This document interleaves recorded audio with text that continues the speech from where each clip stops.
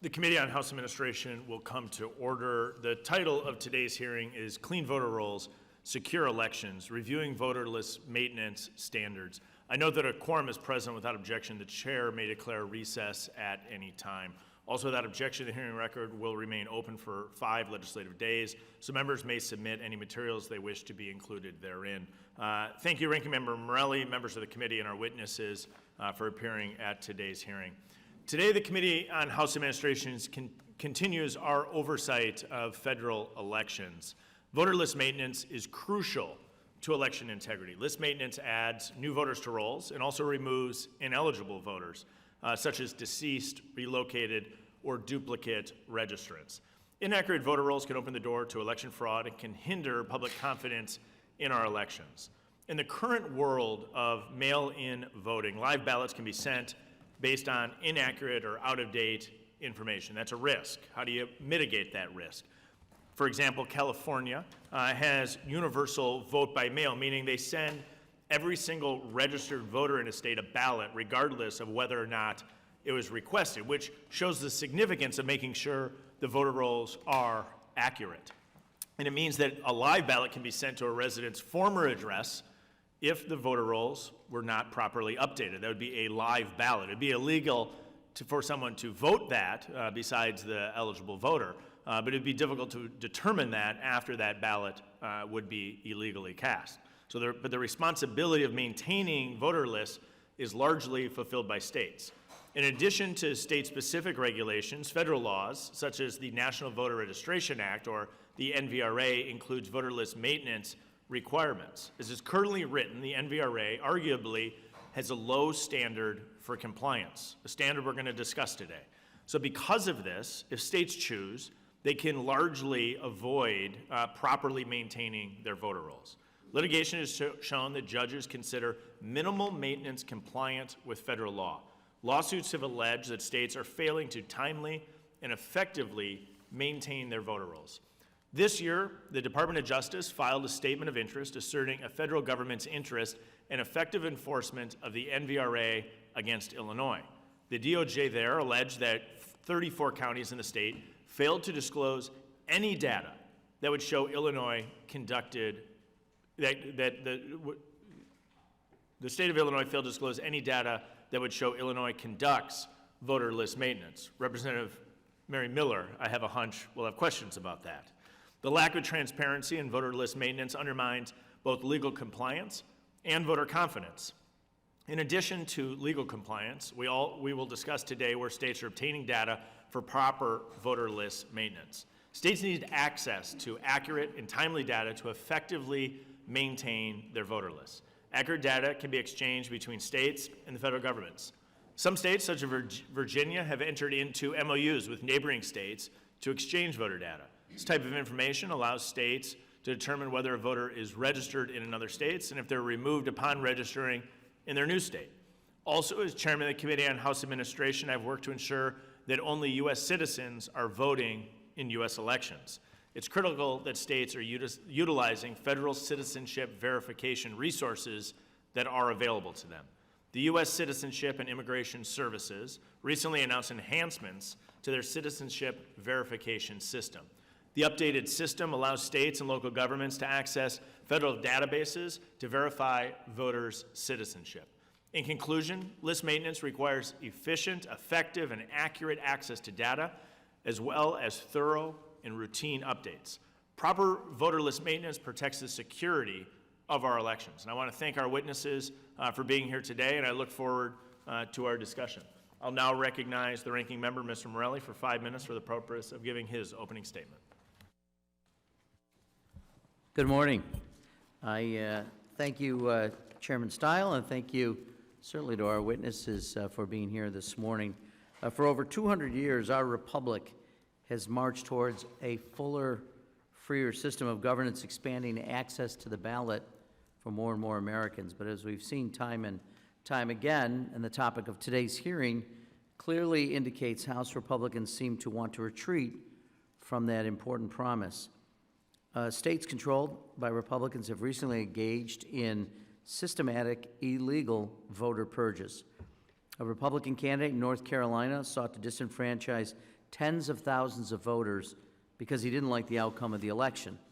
And this hearing comes on the heels of last week's news that the Department of Justice under Donald Trump is seeking voter registration lists of several states representing data on millions of Americans ahead of the 2026 midterms. The Trump administration's dangerous false rhetoric, which continues going back to the 2020 election and continues about non-citizen voting, is eroding our democracy and threatens the voting rights of all Americans. Clear evidence shows that voter deregistration efforts in Republican-led states has stripped thousands of Americans of the right to vote without due process. Now, don't get me wrong, voter list maintenance, when conducted properly and legally, ensures that our elections are secure and safe. But systematic voter purges, often illegally conducted in the run-up to federal elections, pose a real threat to voters. Voter purges represent a coordinated effort by my friends on the other side of the aisle to manipulate elections to, in effect, make American elections less American. For years, Republican officials across the country have purged hundreds of thousands of voters, including eligible U.S. citizens. In Texas, for example, Republican officials have repeatedly tried to do this, but each time, local officials discovered that Texas purges had incorrectly targeted United States citizens. And Republican cheating in Texas doesn't stop there. Recently, Donald Trump and his House Republican allies hatched a plan to gerrymander Texas's congressional map, letting Republican representatives choose their voters rather than letting Texans choose their representatives. This is happening across the country. In North Carolina, the state election board recently caved in to Trump administration demands and pressure to illegally purge at least 200,000 voters. The weaponized Department of Justice resurrected debunked conspiracy theories from the state's recent Supreme Court election to disenfranchise North Carolina voters. This is no accident. The broken Trump Justice Department has made voter disenfranchisement a priority, firing all but 3 lawyers in the voting section. And I think that leads us to ask, if Republicans are willing to kick American citizens off the rolls, if they're willing to manipulate congressional maps, if they're willing to gut the Department of Justice, what other illegal acts will President Trump and his allies take to enhance their own power or to enrich themselves? We need to call out these actions for what they are: corruption, pure and simple. I would welcome the opportunity to discuss the careful legal process for maintaining accurate voter rolls and supporting the important work of local election officials. But the Republican majority is more interested in promoting illegal and sloppy efforts to manipulate elections and deceive the American public. Today we will hear from Mary Haling, a retired teacher and fitness instructor from North Carolina. After voting in the 2024 general election, Ms. Haling learned that her name was on a list of voters to be purged in response to a lawsuit by a losing Republican candidate for the state Supreme Court. Despite providing all necessary documentation, despite being an American citizen, North Carolina Republicans tried to strip Ms. Haling of her right to vote. This is not a simple mistake. It was not a clerical error. It was part of a concerted effort to consolidate partisan power. Because Republicans know that if every American citizen can vote in 2026, they will lose. The American people are furious. They're furious that the big, ugly bill by President Trump will steal health coverage from 17 million American citizens. They're furious at Republican deception about the Epstein files, all to protect the president, who either lied to the American people for years about the existence of the client list or is lying to them now. They're furious with rampant partisan gerrymandering meant to decide the outcome elections before a single vote is cast. So the Republican majority, Attorney General Pam Bondi, and the White House are trying to silence the American people. If we follow their lead, thousands of people like Ms. Haling will lose their right to vote.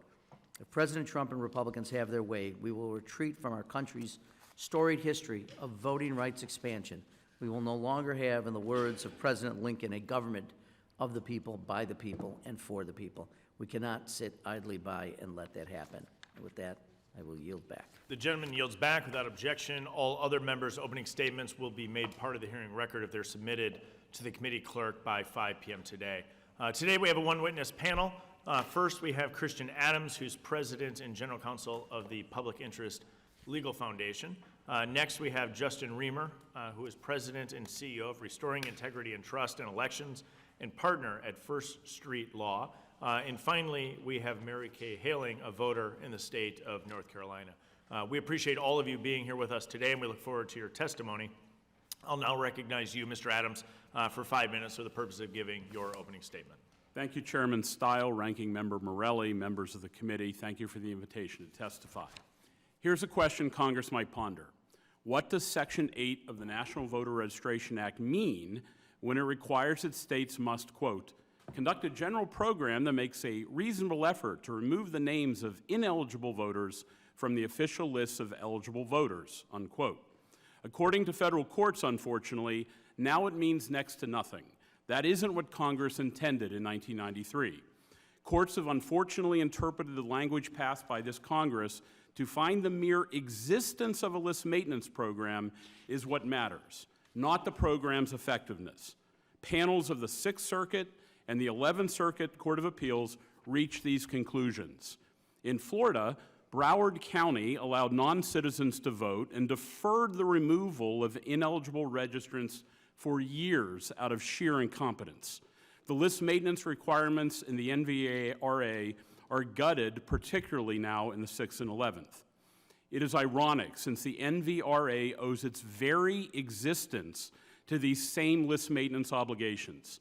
Senator Bob Dole's compromise list maintenance amendment in 1993 broke a filibuster that would have otherwise doomed the bill, just as previous versions of NVRA died by filibuster before 1993. The Republicans made a deal to let the NVRA through in exchange for meaningful list maintenance standards. But the 11th Circuit generally held that if an election official makes an effort to clean voter rolls, no matter how shoddy, it's acceptable, and that best practices are not required under the NVRA. The proof is decidedly not in the NVRA pudding. The Sixth Circuit has followed the 11th Circuit. There, Michigan's Secretary of State Jocelyn Benson had over 25,000 dead registrants on the active rolls. A significant number of them had been registered decades after death, decades. In litigation, however, the Sixth Circuit interpreted the language that Congress passed requiring a reasonable effort to mean this, quote, a program that makes a rational and sensible attempt to remove dead registrants. A state need not, however, go to extravagant or excessive lengths in creating and maintaining such a program, unquote. Notice the court never says successful or effective. Results don't matter. The proof is not in the pudding. I do not believe this is what Congress intended. I do not believe Republicans would have dropped their filibuster with this limp maintenance standard, a mere rational attempt. Michigan Secretary of State Jocelyn Benson gets an A for effort from the court, but she deserved an F for outcome. Tens of thousands of dead registrants on active rolls, never mind if someone's registered multiple times, never mind if a registration record is missing the date of birth. None of this matters under these court rulings, only whether a state makes a rational effort. Results don't matter. This standard is not what the Republicans dropped a filibuster for in 1993. Congress can fix this. Many of the problems with American voter rolls occur at the point of registration, often by third-party groups. The voter may never know their record is botched because they can still vote. But then something changes. They move, they change their name, they get married, and the process creates a duplicate registration because the original mistake impairs a record match. It can even be triplicate. I've seen duplications reach 6 active registrations for a single voter in Allegheny County, Pennsylvania, Rashawn Slade. You can see all of his simultaneous registrations in the appendix to my written testimony. Some news. In Maine, we just found roughly 18,000 apparently deceased registrants, nearly 1,500 examples of intrastate duplicates, another 900 examples of interstate duplicates. The Public Interest Legal Foundation issued a detailed finding on this report on this data this month. Ironically, Maine passed a statute to fine the Public Interest Legal Foundation if we spoke about what we found on the voter rolls, including to you in Congress. The First Circuit struck down these speech penalties in a case that we brought under the NVRA. Ranking Member Morelli, even in New York, you find people that I describe in my written testimony registered multiple times including one record we have right here. That means you're mailing extra campaign literature. You're wasting money on your campaign because of the state of the voter rolls. Finally, one way to improve list maintenance is for states to use commercial credit data to clean voter rolls, and I'm happy to answer your questions. Thank you. Thank you. The gentleman yields back. I now recognize Mr. Reamer for 5 minutes. Thank you, Chairman and committee members. This is a critically important topic and one that I've worked on extensively as a Virginia election official and as a lawyer for groups like Restoring Integrity and Trust in Elections, who are dedicated to ensuring robust list maintenance practices. I will share 3 concerns. 1, how the NVRA inhibits list maintenance. 2, failures I've seen at the state level. And finally, the erosion of a consensus on the need for clean voter rolls. The NVRA undermines its stated purpose of protecting election integrity and maintaining accurate and current voter rolls. It imposes too low a floor by setting a lax, reasonable effort standard states must meet to remove ineligible voters, and a ceiling on removals that is unduly restrictive. First, the floor. The NVRA merely requires states to use Postal Service National Change of Address, or NCOA data, to identify and cancel non-residents. Using NCOA data is necessary but insufficient because it does not include the millions of some of the millions of Americans who move each year. The NVRA does not require identifying non-residents by using undeliverable election mail, such as registration cards and mail ballots, or for states to exchange voter registration data with one another. The NVRA also sets a restrictive ceiling on list maintenance by limiting cancellation of non-residents to 2 methods: when a voter requests removal or after officials initiate a cumbersome confirmation mailing process and then wait through 2 federal general elections. Relatively few voters request cancellation. Nearly 70% of confirmation notices mailed to non-resident voters go unreturned, which means officials cancel most through the mail confirmation process. We should encourage more direct voter cancellations. For example, courts have blocked states from treating a new registration as a request to cancel a previous out-of-state registration, but Congress could fix that. Congress could also require registration forms to require a voter to list their prior registration address and a clear acknowledgement that the form will serve as a request to cancel the previous registration. The MVRA could also require states to transmit this information to officials in the voter's previous jurisdiction. These reforms could significantly lower duplicate interstate voter registrations, the time it takes to cancel them, and save states money by decreasing the number of confirmation mailings. The MVRA's 90-day list maintenance blackout period before any federal election is also a problem. In presidential years, Virginia and other states hold 3 separate federal elections, so the blackout freezes list maintenance for up to 270 days, especially when it comes to removing non-residents. Courts have also said that states cannot cancel the registration of non-citizens during the blackout period. Elections have changed significantly since the passage of the NVRA, particularly with same-day voter registration and provisional balloting, questioning the need for the blackout period. Congress should consider shortening or removing it, limiting it to general elections only, and exempting non-citizen removals. I'll also share a few thoughts from my time at the Virginia State Board of Elections. First, processes on paper often don't match policy in practice.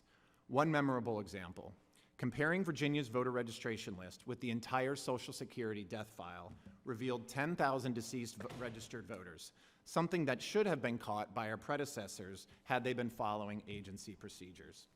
These types of problems are too common. A recent audit in Maryland revealed the state health department's refusal to provide complete death records to state election officials, citing an unexplained agency policy. Neither side accepted blame. This mirrors my experience with agencies like the DMV, who are interested in doing little more than the minimum to assist state list maintenance efforts. Bureaucratic siloing and finger-pointing are all too common, and it's easy for officials with competing priorities to run list maintenance procedures on autopilot without realizing they're broken.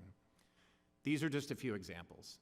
Even though the NVRA requires it, states resist publicly disclosing list maintenance records, making it harder to uncover more problems. But we know they exist because counties across the country have implausibly high voter registration rates. Finally, it should be clear that only eligible voters belong on the voter rolls, but that consensus may be fading. Take a Montana law that Wright helped defend that prohibits registered voters from keeping an out-of-state registration. The law was imperfect, but its goal of preventing duplicate registrations was sound. Yet progressive groups sued, arguing that there are a myriad of reasons for keeping multiple registrations, such as convenience and flexibility. When we can't agree on who should be voting and that only residents should be voting, it really calls into question whether we can find bipartisan consensus on list maintenance. Gentleman yields back. Ms. Haling is recognized for 5 minutes. Good morning. Thank you, Mr. Chairman and Mr. Ranking Member and the rest of the committee for giving me the opportunity to testify today. My name's Mary Kay Haling. I'm a resident of Raleigh, North Carolina, a former teacher, a former Nash Rocky Mountain School Board member in North Carolina, a retired fitness instructor, a U.S. citizen, and an unaffiliated registered voter in Wake County. I moved back to North Carolina in late January of 2016 and promptly registered to vote on February 19th, using my name and the last 4 digits of my Social Security number. I have voted regularly since then. In 2024, I voted in person in both the primary and general elections. My name was on the voter registration list. I showed my valid ID, my North Carolina's driver's license, with my photo and my current address. Never once did I doubt that my vote was valid. After the 2024 election, I received a postcard in the mail stating that I could be on an incomplete voter registration list. I scanned the QR code and spent well over an hour trying to find my name. The site was difficult to navigate, and I had no luck. I chalked it up to a mistake since my husband and I registered at the same time and he didn't receive one. Weeks later, on a more searchable site, to my surprise, my name popped up. Needless to say, I was shocked and upset since I had voted regularly since 2016 with no issues by providing my valid ID and having it checked against the registration list.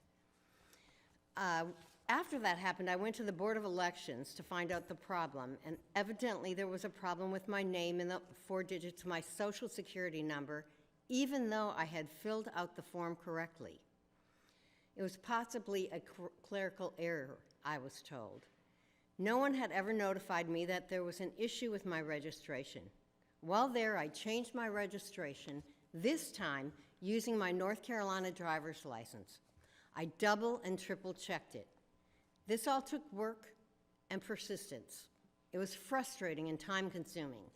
Hopefully it is correct this time, but can I be sure? I thought it was the first time. How does anyone know their vote is safe? Once the Griffin case was settled, my vote was counted. Phew, this ordeal was over, or so I thought. I was then made aware of the U.S. versus North Carolina Board of Elections case. Here we go again.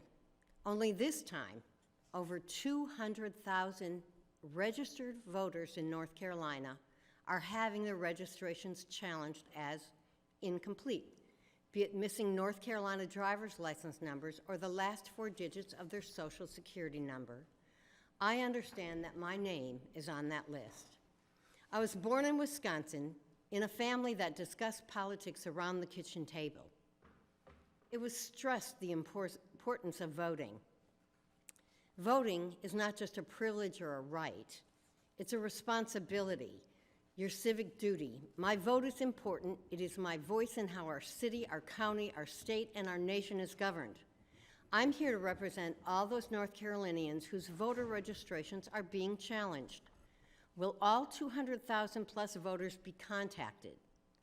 Or will they find out next time they vote and can only receive a provisional ballot? How will you ever be able to contact that many people? How many will fall through the cracks? If contacted, will they be able to navigate a system that isn't always easy? Some may not have computer access or savvy, or transportation to the Board of Elections office. Others may get frustrated and give up, because believe me, it has been a long and frustrating ordeal. When you go to vote and your name is on the registration list, you show your valid ID, which has your photo and your current address.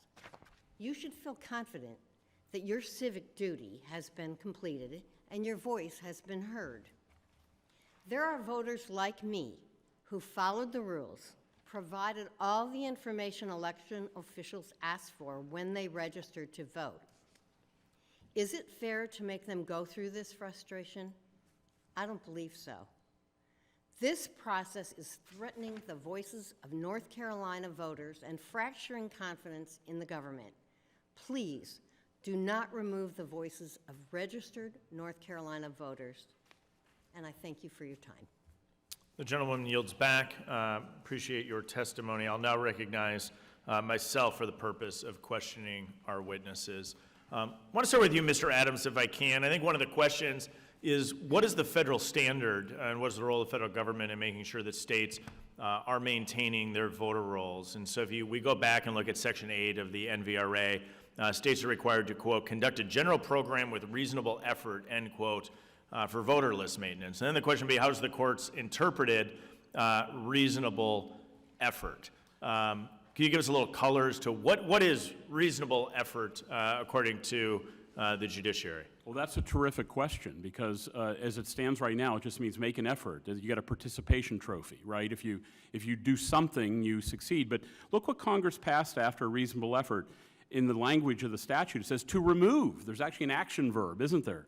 It's not just make an effort, it's actually have to do something. And I think that's what the courts have improperly focused on. And is it true in a court that, in a case that you were involved in litigating, the court came back and said that the reasonable effort is such a low standard that as long as one deceased voter is removed from the rolls, they've met their Section 8 obligations? I think it's worse than that. As long as you have a program and you're doing anything, you satisfied what Congress tried to do. So what should the standard be, knowing that the courts have effectively gutted out what I view as a reasonable standard? From a general program, should be something more specific.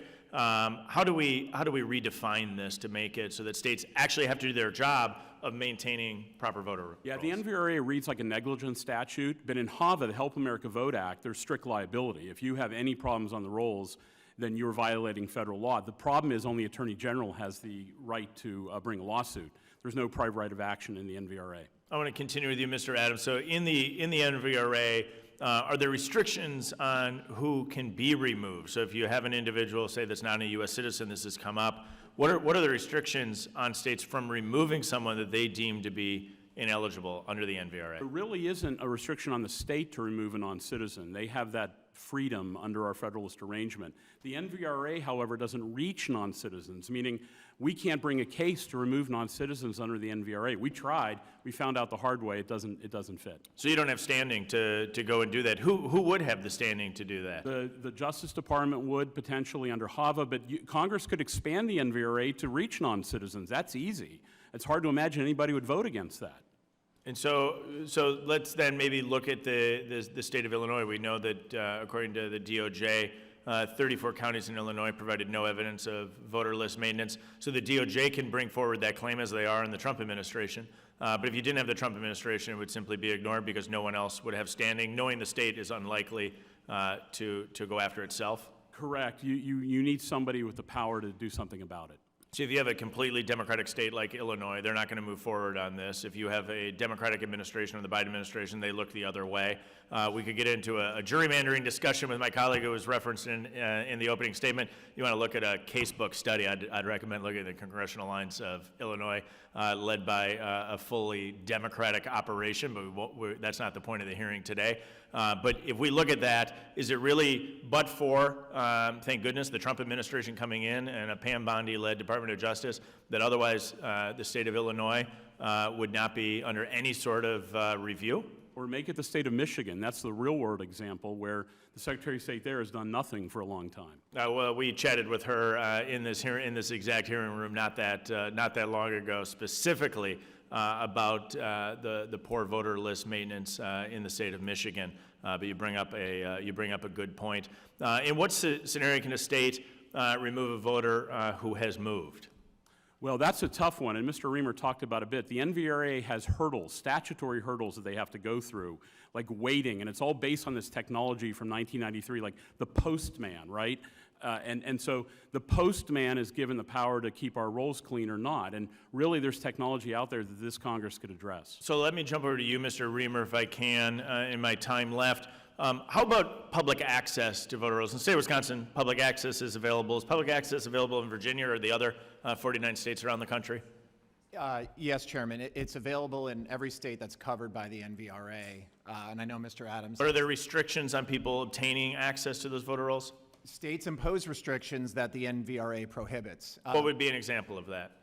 Not disclosing records concerning their basic list maintenance activities. They put walls up, they delay, they try to charge you more.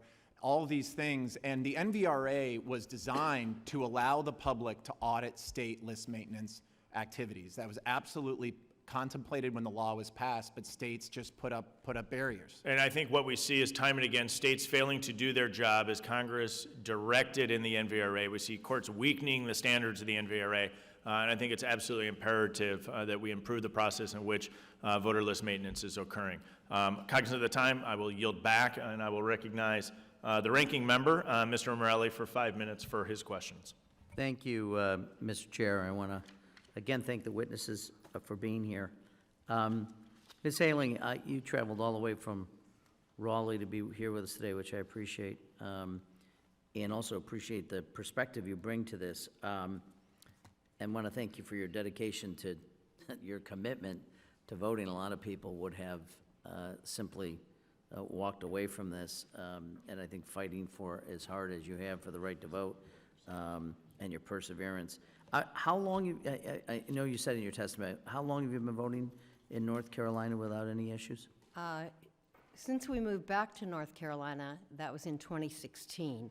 But prior to that, we lived in North Carolina for 20 years and moved away in 2005. Then moved back in 2016, which I was a voter in during all those years. And prior to 2024, when was the last year you voted? Do you know? I voted in every election, Okay, so presumably 2023, yes. without any challenges I was a regular voter since 2016, primaries, general, and I never had an issue. I just had to show my picture ID, my North Carolina license, against the registration on the form when I went in. Right. And I was a little unclear. You said you utilized the last 4 digits of your Social Security. Right. You had done that originally and your voter ID? You've used both? No, I used my Social Security number The first time? the first time. Which is And- one of the 2 acceptable ways, I assume, in North Carolina? Exactly. And then the Board of Elections suggested that they didn't have the 4 digits? They suggested that it might not match, or they didn't know if it was a clerical error that put either my name or the last 4 digits in incorrectly. But never did I hear after that. I would think if that was spitted out or whatever, I should have been notified that it wasn't correct. And you voted in 2024, just to be clear. I You sure went to the did. polling place, voted as you traditionally would. I did. And you were notified after the fact that you were now being questioned about Yes, whether that you was were. after the Griffin contesting it, and I got a postcard in the mail. And so then you actually said in your testimony that you physically visited the Wake County Board of Elections. I did. And this was after you had been determined that this is to rectify the problem?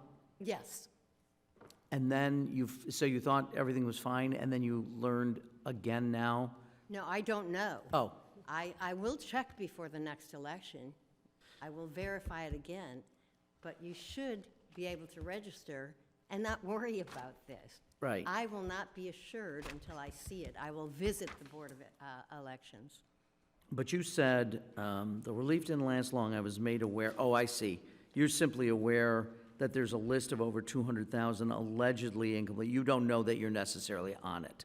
I understand I'm on that list, Oh, you do? Why do you feel that? Why do you? because I'm in part of a lawsuit. So and how do you know that? I've been told it. Oh, you have been? Yeah, By I've the been Board of told that I'm Elections on or that by, list. but who shared that with you? I'm not sure at this point. Okay. I So- just know that I understand I'm on that list. Got it. Well, I'd be curious, just from the other witnesses, is there any reason that you think that you could share with Ms. Haling why she shouldn't be allowed to vote? Yeah, well, I don't think she should be allowed, but I can explain all of this. She got railroaded by by the county officials, is what happened, Ranking Member Morelli. When you passed HAVA in 2002, HAVA requires all registrants to have a unique identifying number. That's congressional statute. It's not complicated. What happened was North Carolina screwed up. When she registered in 2016, I think she said, in North Carolina, she gave them her number as required by HAVA, and they didn't put it into her record. That's what happened here. It's a typical incompetence. But she's now gone through and rectified it, and now she's still on a list of 200,000 voters are being challenged. I mean, Well, that litigation's over with. She's no longer being challenged. What's happened now is the United States has filed a lawsuit to get North Carolina in compliance with HAVA by going and harvesting those numbers for future elections. It's a classic example of a screw-up by an election official hurting a voter, and that's what happened here. And yet, your testimony is that you feel you are part of the 200,000 folks. So you're still concerned that your vote may not count. You're clearly a U.S. citizen. Not only that I'm part of it, but there are 200,000 plus more that are going to have to go through what I did. Yeah, and I would just, as I yield back, Mr. Chair, I think there are a number of things we could do, including providing resources, which I don't think is anticipated here, and I don't know how we do this important work without providing resources to local state boards of election. With that, I'll yield back, Chair. Thank you, Ranking Member Morelli. And thank you to our witnesses for appearing here today. When I served as the Secretary of State of Florida, one of my core responsibilities was to work with local election officials to ensure voter rolls were accurate and up to date. Voter list maintenance is a critical part of ensuring election accuracy and building public confidence in our elections process. This is not and should never be a partisan issue. Maintaining accurate and reliable voter rolls is fundamental to election security and public trust. That work is not suppression. That work is not a purge. It is an essential part of sound administration and public accountability, and should be required both by clear laws and by any reasonable standard of public integrity.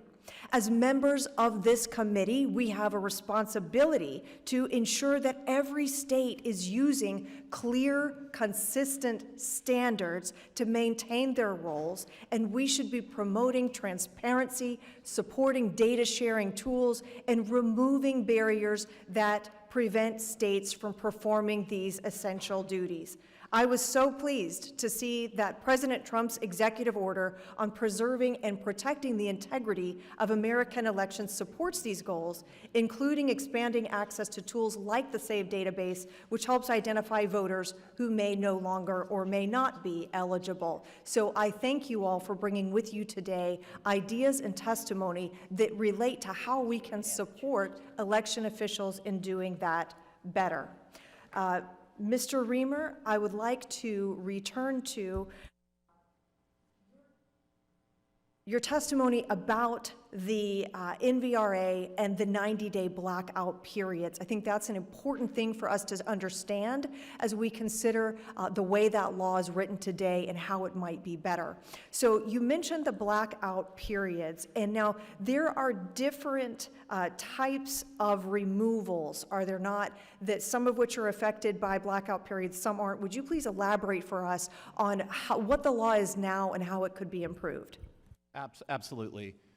So the blackout period applies to systemic list maintenance that takes place within 90 days of any federal election as it relates to voters who have moved, and some courts have interpreted it to apply to removing non-citizens and other ineligible voters as well. It does not apply to removing deceased, and it does not apply to removing some other types of ineligible voters. Individualized removals are permitted within the 90-day period, but anytime a state tries to do individualized removals, they get sued, saying that it's a prohibited systemic removal process.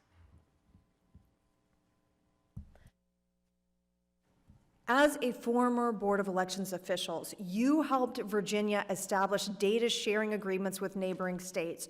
Would you tell us how effective? Were those useful? Is it something that you recommend other states deploy to help ensure their roll accuracy? Absolutely. It's absolutely essential because the NCOA data does not have enough, it's missing information. The best way is for states to talk to each other and to share that information and to get these voters off the rolls. And I think one thing that I was emphasizing is what we really need to do is skip this confirmation process that you have to wait 2 federal general elections as much as possible, because it just doesn't work. It's too clunky. And Mr. Adams, I'd like to return to you. One of the things you mentioned in your testimony was the third-party voter registration groups and the effect that they have on contributing in some places to inaccuracy or duplicate registrations. Would you elaborate on what those groups are, how they work, and how they affect this problem? Right. These are the people with clipboards at community events or at the grocery store. And what we have found over and over and over again, the problems on the voter rolls are often traced back to third-party registrations, whether it's Rashawn Slade, which I would urge you to look in my written testimony in the appendix. He was getting registered to vote 6 times by third-party groups. Same with non-citizens in North Carolina. We trace those back in those reports to third-party registration groups. Look, there's a different incentive structure. They want to get as many people registered as possible, so they don't do a lot of quality control. I'd also like for you to touch on, in your experience, some of the efforts and some of the links that elections officials go to in their communities to help ensure that voters are able to register and that registering to vote is an accessible and easy process for them. Yeah, it has never been easier in the United States to register to vote than it is right now today, and it's never been easier to vote than it is today. And that's in large measure because of the diligence of a lot of election officials who pour a lot of time and money into making it easy to register and vote. That's why the registration and participation rates were so high in this last federal election. Thank you. I now recognize the ranking member of the Elections Subcommittee, the gentlelady from Alabama, Ms. Sewell. Thank you, Madam Chair. I want to welcome all of our visitors here today and our witnesses. As a daughter of Selma and the ranking member on the Subcommittee on Elections, there's nothing more important to me than making sure that every eligible American has access to the ballot box. Our vote is our voice, and everyone's voice should be heard in elections. Voting is the most important way Americans participate in the political process, but far too often, illegal voter purging occurs, removing eligible voters from the rolls and preventing them from exercising their right to vote. A few months ago, or a few months before the November election, in my home state of Alabama, Secretary of State Wes Allen, who actually appeared before this committee a few months ago, directed the Alabama Board of Registrars to remove individuals from the voter rolls that were issued as, quote, non-citizen identification numbers, end quote, by the Department of Homeland Security. Secretary Allen shared a list of 3,251 voters with the Alabama Attorney General Steve Marshall for potential prosecution. However, his office failed to implement the proper safeguards to ensure that eligible voters didn't fall through the cracks. As a result, Secretary Allen's purging initiatives removed more than 2,000 eligible Alabama voters illegally from the rolls. One of these legally registered voters was my constituent, his name is Mr. Hazel Hoff. He was a resident of Birmingham. He moved from the Netherlands to Alabama in 1988, and he gained his citizenship in a U.S. citizenship immigration naturalization process in Montgomery on July 18, 2022. In 2023, he obtained his STAR ID, which requires individuals, as we all know, to show up to show proof of citizenship. 84 days before the election, he received a letter from the Department of the Board of Registrars informing him that he was removed from the voter rolls. I'd like to submit his testimony, his story, into the record. May I? Unanimous consent to do so. With no objection, so ordered. So my constituent, Mr. Hazel Hoff, who actually is an American nationalized citizen, was denied the opportunity to vote, and he had to prove, even though he had already submitted his STAR ID, that he was actually a citizen, and he showed that proof. But I know, like you, Ms. Helling, that so many people don't have the opportunity or the time or the patience to actually go to the Board of Registrars to prove, like you did, that you actually were illegally purged. So there are lots and lots of folks that go about doing that. And I wanted you to talk a little bit about how long it took you to actually get your name back on the rolls. And and the second part of that question is, are you assured that in future elections that you will actually not be on such an illegal purged roll? Well, when I received that postcard, I scanned the QR code. It was very difficult to follow because you could only do it on your phone. And I spent well over an hour trying to find my name. There was no easy way. You couldn't pull up your name and look for it. You just had to look. And after all that time, I said, oh, heck, my husband and I registered together. This has to be a mistake. Was your husband's roll, he was not purged from the roll, but you were, even though you all registered the same day? Yes. Even though we registered at the same time. So it took that time, and then I kind of didn't worry about it until I saw another search engine, and all of a sudden there was my name. Whoa, what happened? So I had to think about it, and I thought, no, I've got to go fix this. Yeah. Which is a drive. The Board of Elections used to be right downtown. It's now further out of the city. So I did The get point is there. that you took more than reasonable efforts to go about getting your name back on the rolls. That's how I grew And, up. Madam Chair, I agree with you that election integrity is a bipartisan issue. I think no one benefits when people are illegally purged from the voter rolls.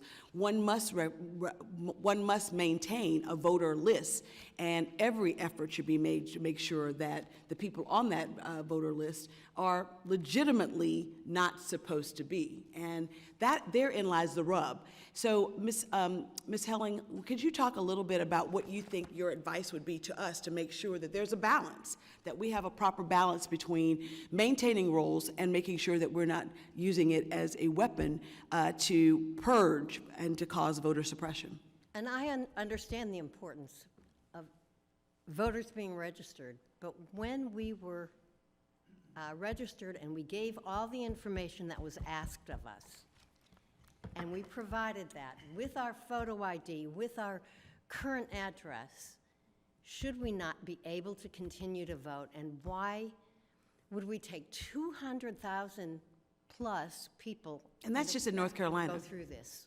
Yeah, thank you so much for allowing her to complete her sentence. And I want to thank you for actually coming to our committee today to provide your own testimony, personal testimony, as to how so often these voter maintenance programs are used for voter suppression and actually do purge legitimate American citizens. Thank you so much. Thank you for having me. I now recognize Mr. Loudermilk of Georgia for 5 minutes. Thank you, Madam Chair.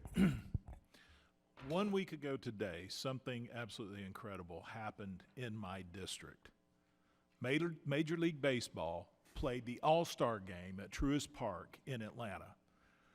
Why is that incredible? Because in 2021, Major League Baseball pulled the All-Star game from Atlanta based on false information and fear tactics spread about Georgia's election integrity bill. Why did it come back? Georgia's election integrity bill is still the law today as it was in 2021. Why? Because all the fear-mongering turned out to be inaccurate. In fact, in the 2024 election, record number of minorities voted early. Why? Because exactly what we said that bill would do would make it easier to vote and harder to cheat. This is an illustration of how misinformation and fear tactics hurt the majority of people who should be able to vote. Every time someone is, and part of the election integrity bill was to clean up voter rolls. I remember back growing up in Georgia, there was a joke about a politician who would go into the local cemetery to practice his campaign stump speeches. And he would go to one side of the cemetery and practice, and he would go to another side, and somebody asked him, so why do you walk all around the cemetery speaking? He said, because the people on that side of the graveyard have just as enough right to vote for me as the people on this side of the graveyard. I mean, that was a running joke, but it was based on reality. That disenfranchises people who should be able to vote and should have influence in elections.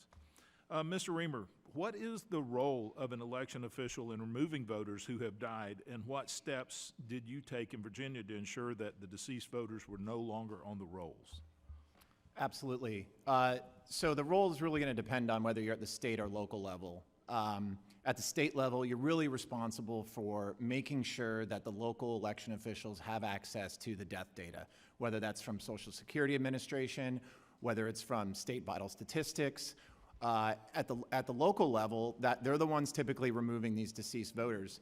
In Virginia, the local registrars would actually go through obituaries, like the good ones would actually go through local obituaries or similar sources and remove voters that way.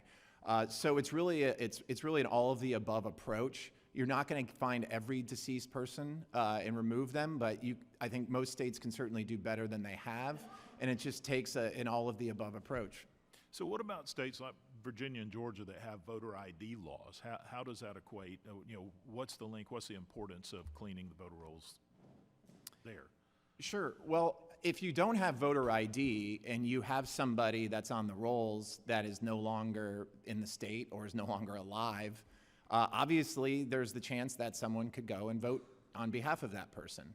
Or if someone hasn't been removed, and they live in another state, they can vote in both states, and we know that happens. It's a relatively common occurrence.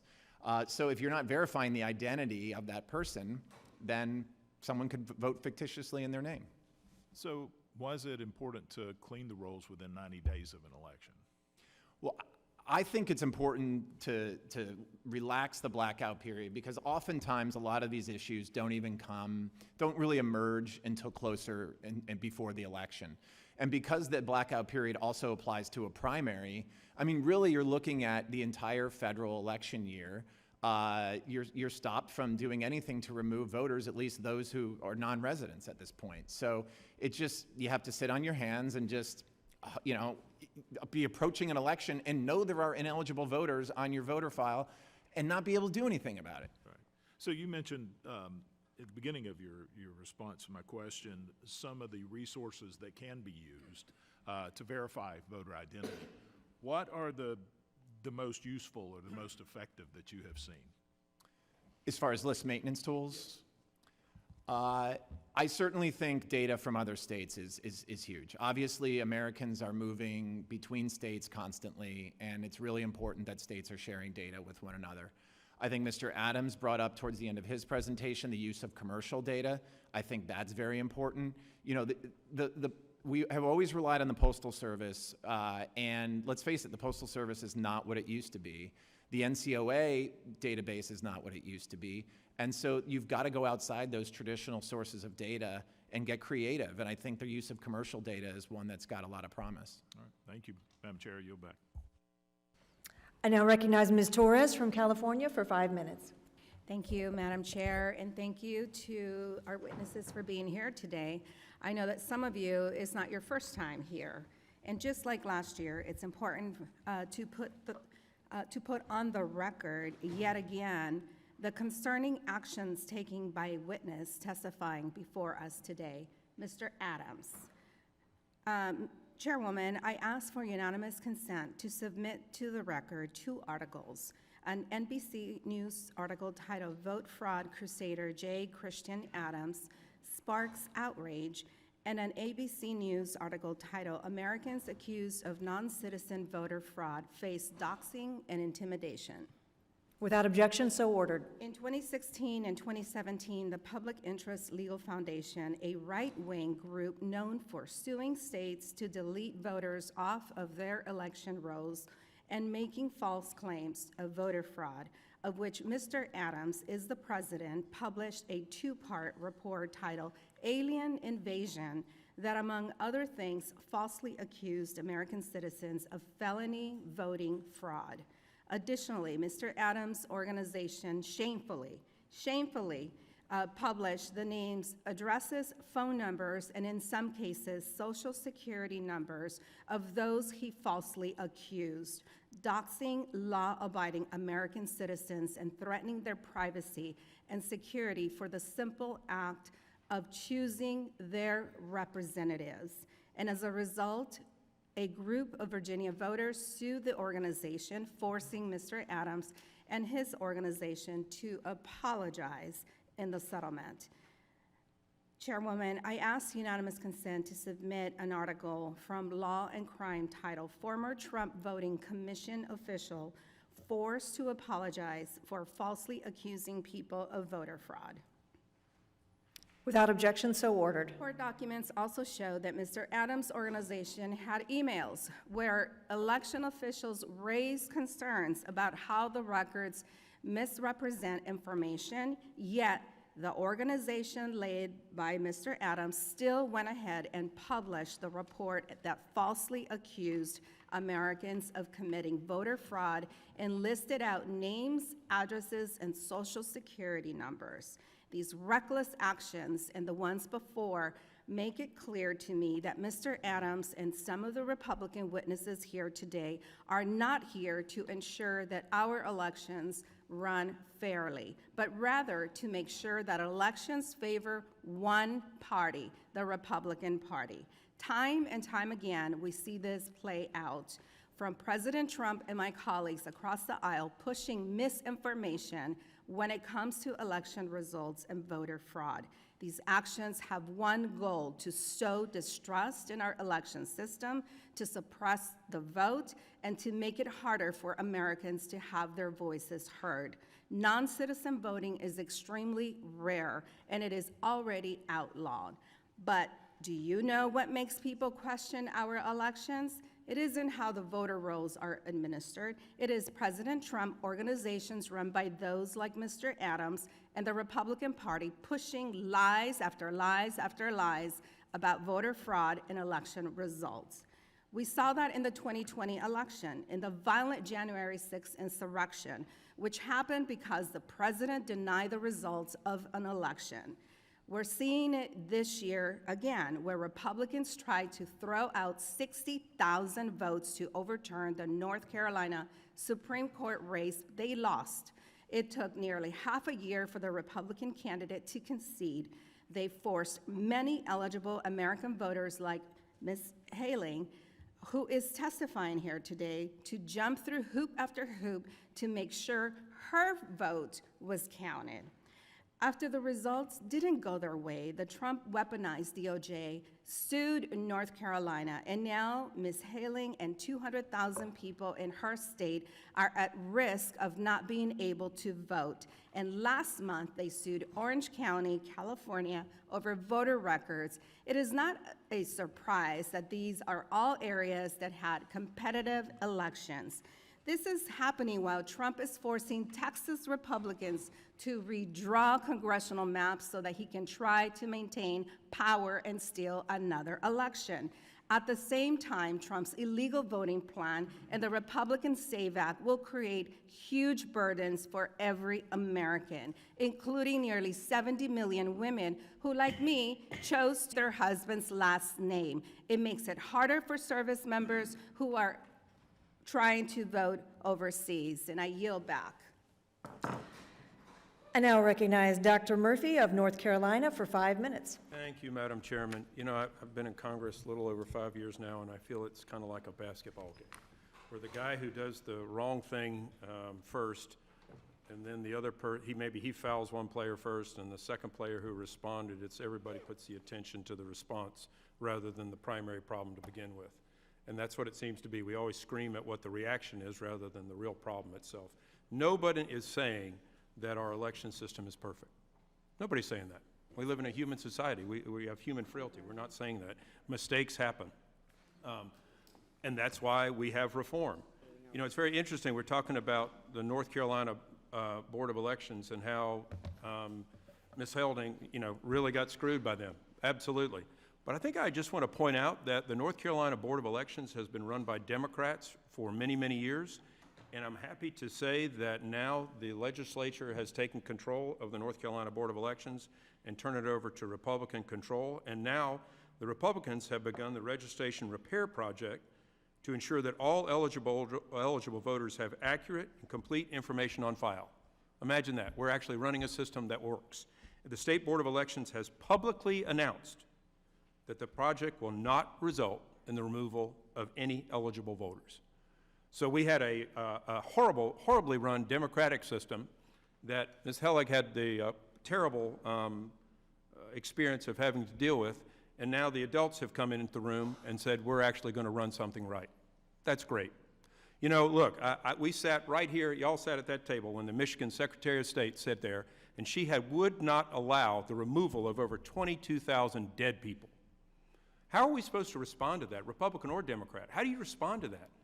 That's fraud, period, point blank, and that's our job, is to ensure that those people are taken off the rolls. We don't want any eligible voter removed. The experience that you went through, ma'am, was horrible. I'm sorry for that on that part of North Carolina. But, you know, damn, if we want our elections to be secure, it's okay that we look at this stuff. It's much worse if we have somebody voting who shouldn't than somebody, sadly enough, had to go through what you did. So I apologize for that. There's a new sheriff in town in North Carolina, and hopefully they'll run it in a system that actually works, rather than having 200,000 people put on a roll where their voting rights are questioned. I'll turn back. Mr. Reamer, just a couple questions. The federal requirements for notifying voters before removing them from voter rolls, can you expand on those a little bit? Absolutely. So once an election official has reason to believe that a voter may have moved, for example, they are required to mail what's known as a confirmation mailing. And that is sent to the address where the voter is registered, forwardable. So if the voter has moved somewhere else, in theory, that piece of mail is supposed to go to their new address. So that is how the process works. When that mail does not come back to the election official, or the voter does not return it saying, I've moved, cancel me from the voter rolls, which is what happens only 30% of the time. The voters only request cancellation about 30% of the time, or notify the election official that they're still there and not to remove them. And what happens is those election officials, unless they hear from the voter, they have to wait for up to 4 years until they can remove that individual from the voter rolls. Yes, I mean, it just, you know, I had a former colleague, anesthesiologist, who we were in the operating room talking one day, and he was livid because he went to vote and someone had voted in his place. So to say this stuff doesn't occur is absolutely wrong. And then I've had patients who said, yes, I got mailed 5 ballots to my house. But so to want to clean up this system is not wrong. It's not wrong. It is absolutely the right thing to do. I'm baffled that people want to fight that. One other question. Actually, Mr. Adams, thanks for being here today. What is the best practice for states to share voter identification roll with each other? And I will say this real quickly, and maybe my time might run out. Apologize. You know, Social Security has a great pension. If somebody dies, you get a notice pretty damn quick that you're not getting your benefits. Why can't we tie that to voter rolls? Wouldn't that be an interesting concept? But anyway, I'll let you answer your question. The best is commercial data. Commissioner Don Palmer at the AC has advocated for this. I'm on the board of advisors of the Election Assistance Commission.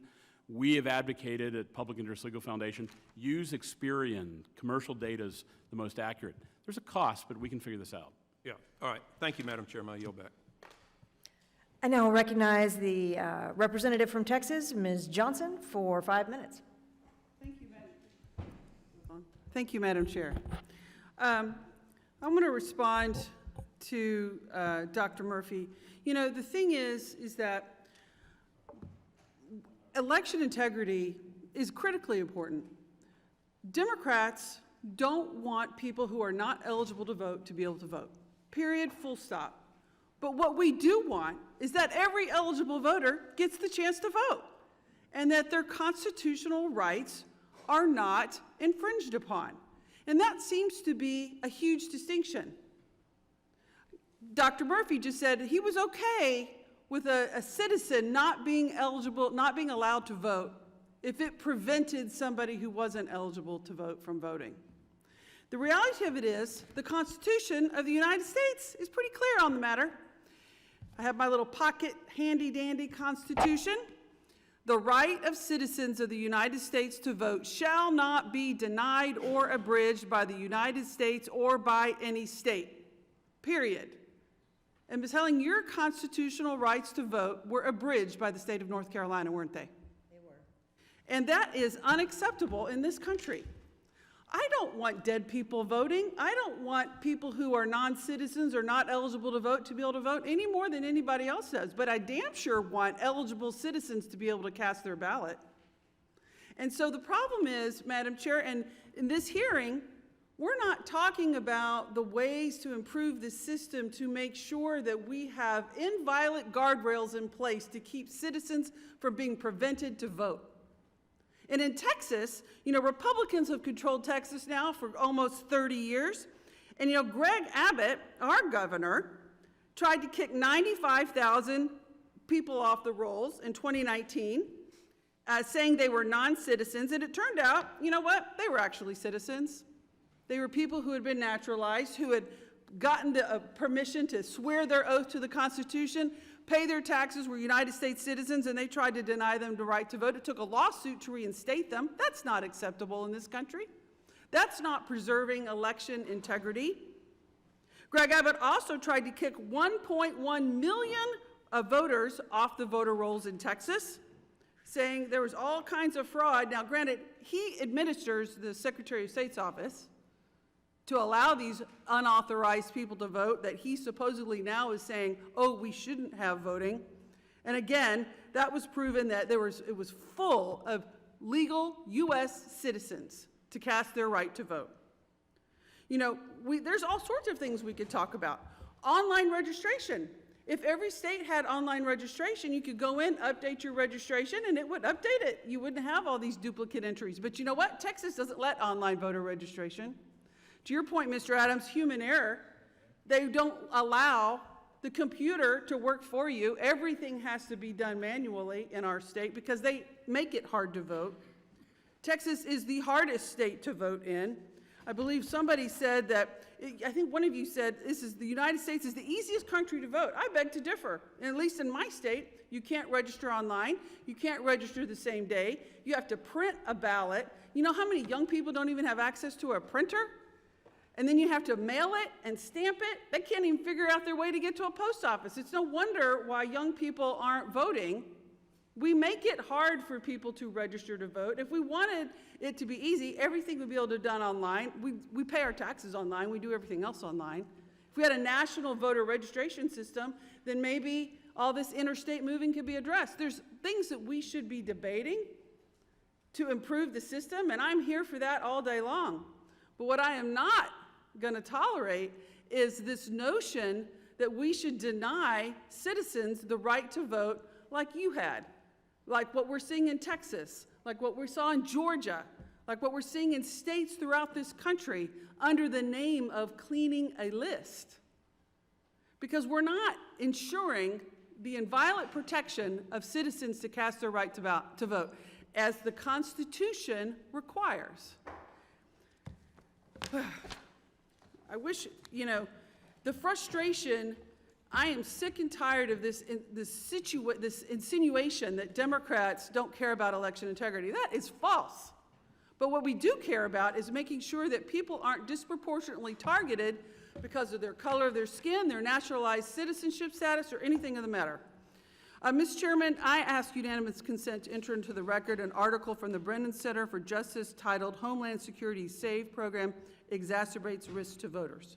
Without objection, the gentleman's time has expired. The gentleman from Ohio, Mr. Carey, is recognized for 5 minutes. I want to thank the chairman. I want to thank the ranking member. I do have some questions, but I want to use a little point of personal privilege.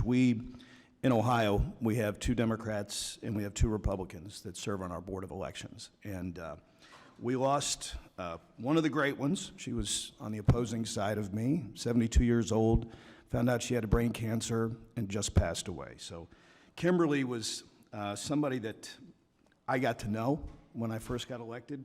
But I just wanted to take this opportunity to read the comments that our Republican board chairman said about Kim. He told the Columbus Dispatch that he was very saddened and that she was a very decent person. For many years, he said he served with Kim, but she was always a loyal Democrat. She was first and foremost a loyal public servant. So I just wanted to say that in memory of her today. You know, the maintenance for voter lists is critical, ensuring secure, fair elections across our nation. Read with interest all your testimony. Accurate voter rolls drive down administrative cost, prevent fraud, and reassure the general public that the voting process is trustworthy. And to safeguard these vital processes, the federal government previously took action by enacting the National Voter Registration Act and the Help America Vote Act. Now, I want to highlight some of the things that our Secretary of Frank LaRose from Ohio has done. In Columbus, the Secretary and his team annually audit the statewide voter registration database, frequently monitoring for voter inactivity, and reviews voting history from other states to identify double voters. Additionally, efforts by county boards of elections include regularly updating rolls to check for changes in addresses, possibly deceased voters, and the removal of duplicate registration. So, to ensure the transparency for Ohioans, the statewide voter registration database is actually posted weekly on the Secretary of State's website, and the public can view the daily voter registration snapshots to see which registrations were added, updated, or removed. So, Mr. Adams, I know there's a lot of information here, but why is transparency when conducting voter list maintenance important? Well, that's what Congress put into the NVRA so we can look. And we brought cases. We won a case in the First Circuit Court of Appeals for transparency. We just have a case in the Fourth Circuit on appeal where we beat South Carolina because they actually don't let anyone look at the rolls unless you're a registered voter, which totally violates the NVRA. Without transparency, you can't know what's going on, and that's why it's so important. So let me ask you, do the jurisdictional differences in list maintenance practices ever become troublesome when looking at efforts from a legal standpoint? Oh my gosh, there's a huge gulf between what states are doing. Some very innovative secretaries of state, for example yours, are using data sets that they wouldn't even think of in other states. So there's wide differences across the country in what they do. Now, I know what our Secretary of State would say if I asked him this question, but I'm going to ask you. Should more states adopt Ohio's method of voter roll maintenance? Well, I can name Michigan ought to start. There's the top list.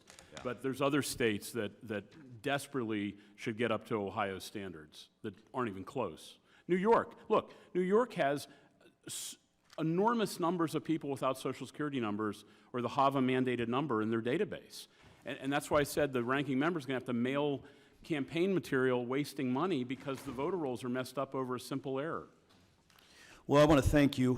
I want to thank all the witnesses for traveling here. And with that, Mr. Chairman, I'll yield back. The gentleman yields back. The gentlewoman from Illinois is recognized for 5 minutes. Thank you, Mr. Chairman, for holding this hearing today on the critical issue of maintaining the integrity of our voter rolls, or in the case of Illinois, restoring the integrity of our voter rolls. Ensuring that voter rolls are accurate and contain only eligible voters is essential to the public's confidence in our elections. For far too long, states like Illinois have failed to uphold the law and carry out their responsibilities under the National Voter Registration Act. I was pleased to see that the Department of Justice recently filed a statement of interest in Judicial Watch's lawsuit against the Illinois State Board of Elections. As noted in Judicial Watch's lawsuit, Illinois has refused to develop a statewide program for voter roll maintenance. In fact, the DOJ intervention in Illinois found, according to the 2022 Election Administration Voting Survey conducted by the Election Assistance Commission, unbelievably, 34 jurisdictions in Illinois simply failed to report any data regarding list maintenance removals under the National Voter Registration Act. 19 of these 34 counties failed to report any data regarding registrants removed due to death, meaning no one died in 19 counties. Do we believe that? And then, obviously, we're keeping these people on the voter rolls. In 23 Illinois counties, fewer than 100 registrations were canceled during a 2-year period out of almost 1 million registrations, which Judicial Watch notes is an absurdly small number and demonstrates Illinois' lack of commitment to maintain clean voter rolls under the NVRA. As this committee is well aware, Illinois has a history of voting irregularities, and I appreciate the opportunity to highlight this important issue today. So, Mr. Adams, what is required under the reasonable effort standard for voter list maintenance? Well, almost nothing, and that's what, in my written testimony, you'll find the Sixth Circuit Court of Appeals ruled. If you have a program, it's good enough. It doesn't matter if the proof is in the pudding. It doesn't matter if it's effective. One thing Congress might do on the data that you just talked about, Congressman Miller, is when I was at the Justice Department, I brought the case of United States versus Alabama, and I brought the case of United States versus Vermont. And those two states were not reporting the data that you were just talking about, but it's only for UOCAVA voters, for military voters. There's no obligation in the statute to report those data for regular voters. Congress just left out regular voters when they did the NVRA for the EVE survey. That's what you're referring to, it's EVE, the Election Assistance Commission. You might extend that to the entire survey, that states have to do that. It's optional. They don't have to report any data unless it's a military voter. Well, that's why we're having this hearing, to highlight this and to make changes. So, Mr. Reamer, as a former Virginia State Board of Elections official, how do election officials traditionally prescribe regulations to conduct voter list maintenance? Absolutely. It is a combination of statutory obligations that the General Assembly in Virginia set, which complement the NVRA. And while I was in Virginia, Governor McDonnell was very aggressive about beefing up the statutory provisions that we had to follow. We had to do annual reports to the General Assembly outlining in detail our list maintenance activities. There were more frequent checks that we had to make as well.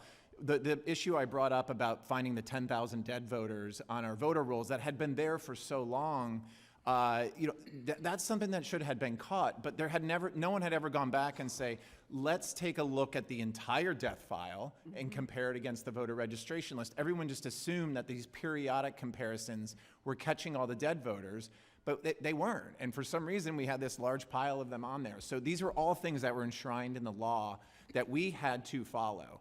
And I think a lot of states could use more statutes and more regulations, just being more prescriptive in what they need to do. So how often did the state direct appropriate departments or officials to remove ineligible voter registrants?